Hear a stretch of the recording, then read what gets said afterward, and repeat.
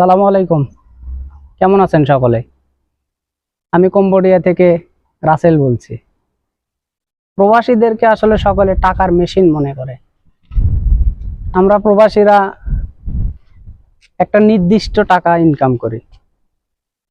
এক মাসে হয়তো 30 থেকে 50 হাজার টাকার মতো।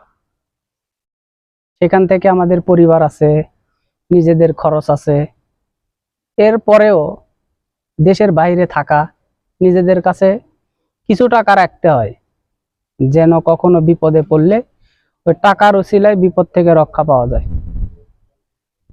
আর দেশের কিছু বন্ধু বান্ধব, আত্মীয় স্বজনরা মনে করে কি আমরা প্রবাসীরা টাকার পাহাড়, আমাদের কাছে টাকার অভাব নেই। আমরা কত টাকা ইনকাম করি,